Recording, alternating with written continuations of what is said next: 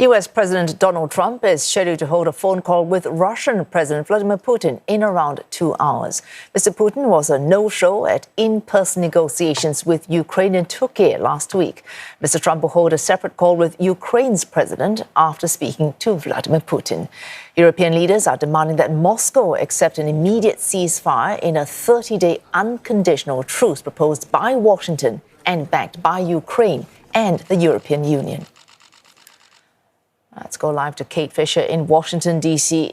Kate, what can President Trump promise with or without EU approval or Ukraine's approval that will get Vladimir Putin to agree to any kind of ceasefire?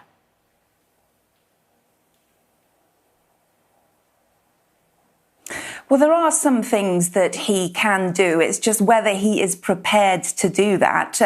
He would certainly, I think, have EU approval, for example, for putting stronger sanctions on Russia, a suggestion that perhaps he could start to sanction secondary countries who buy, for example, oil and gas from Russia, the likes of India and China being two of those. And of course, India being an ally of the United States, that could be tricky for Donald Trump to do. But I think the European Union, his NATO allies, would be on board with that. So that's something that he does have in his arsenal still. It's just whether he would be prepared to do that. Of course, in negotiations so far, the Trump administration has generally seemed to side more with the Russians when it comes to these negotiations, although in recent weeks, the Trump administration does appear to have been taking more of an anti-Russia stance. And certainly over the weekend, we saw those photos of Ukrainian leader Volodymyr Zelenskyy meeting the US Vice President J.D. Vance in Rome, and a very different vibe from the one when they had that terrible row in the Oval Office here in Washington back in February. So there has been a change in the relations between the US and Ukraine, and it's just whether Donald Trump is willing to push Vladimir Putin harder than he has already. That's certainly what the Ukrainians are hoping for. And of course, they're anxious that once these two men get on the phone, that their desires will be forgotten. Kate, you're looking at negotiations so far, so the triangle of relations, or rather maybe quadrangle relations between the US, Ukraine, Europe, and Russia. How so far has the US leader been balancing all these different demands?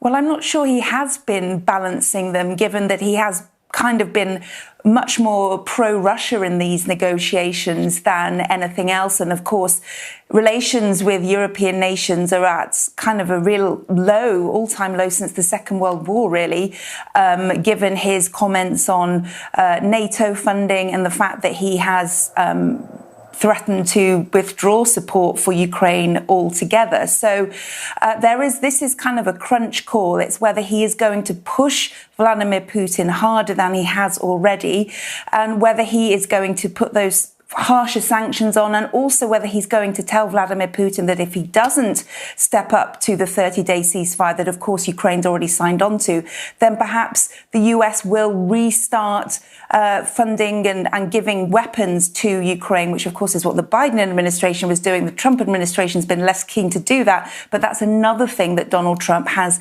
in his arsenal when it comes to this conversation with Vladimir Putin, the fact that the US could start to rearm Ukraine, which, of course, is what Russia does not want to see.